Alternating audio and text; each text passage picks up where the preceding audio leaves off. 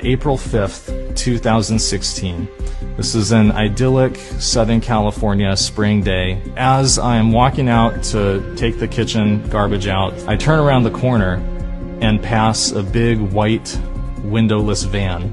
All of a sudden the door swings open and this tall uniformed guy steps out, and he has a piece of paper in his hands, and he says, "Are you David Daleiden?" And he says, "I'm with the California Department of Justice. We have a search warrant for your home." And he hands me the warrant, and I think to myself, oh gosh, what's going to happen next? So about 5 or 6 California DOJ agents started stomping through my apartment, the other 5 of them standing on the lawn outside. Some of them were armed with AR-15s, some of them had canine dogs with them.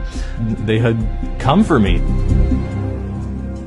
In 2013, I began and orchestrated an almost 3-year-long, very in-depth, comprehensive investigative journalism study about the harvesting and trafficking of body parts from late-term abortions. There's multiple violations and multiple issues that you very quickly start to learn about when you look into it. There's the basic problem of selling body parts, where you're basically creating a system, creating transactions, creating business relationships that incentivize the objectification and the destruction of human beings in order to keep the business going. So for about 30 months, we went undercover with the explicit purpose of partnering with some of the biggest Planned Parenthood abortion clinics in the country to send their technicians in, harvest body parts from the abortions that were being done that day, and then package up the parts and ship them off to different customers all around the country, sometimes around the world. In July of 2015, we began to release the Undercover video series. I had been hoping that this was something that would, that would maybe generate 100,000 views or something. Instead, what happened was even bigger than I could have imagined. Within less than a week, we had close to 3 million views on YouTube of the first video, and multiple congressional committees announcing that they were launching federal investigations of Planned Parenthood's involvement in fetal trafficking and fetal experimentation. The truth got out there, and the words of Planned Parenthood's own leadership describing their organization's participation in these activities went viral and was being publicized for the whole world to see.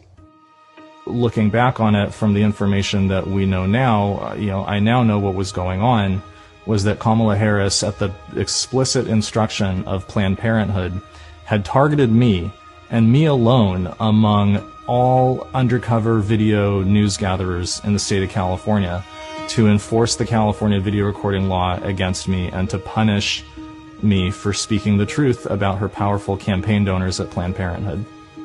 What we've come to learn in the years since, just 2 weeks before serving the search warrant on my home, Kamala Harris had a secret meeting in Los Angeles with several top-level executives of Planned Parenthood in California. We then found out from the California DOJ investigator reports that Planned Parenthood's top lawyer in California had specifically instructed the California DOJ agents that Planned Parenthood wanted the video equipment and the computers that I was using to publish the videos to be seized, in order to shut me up, in order to prevent me from continuing to publish the truth about Planned Parenthood's involvement in fetal trafficking, and in order to punish me for speaking out with a message that was disfavored by Planned Parenthood and by Kamala Harris in the state of California. I think what people have to understand about organizations like Planned Parenthood and about their political backers like Kamala Harris is that they're shameless, and they will do whatever they have to do in order to promote their agenda. They'll say whatever they have to say, and they are not afraid to use every bit of power at their disposal to force their agenda through. Kamala Harris is the single greatest threat to First Amendment civil liberties that our country has ever seen. If Kamala Harris is elected to be a heartbeat away from the highest office in the United States of America, you will have someone in the White House who has a radical contempt and disrespect for First Amendment civil liberties, someone who believes that she's entitled to use the powers of her office in order to punish the viewpoints of citizens who disagree with her.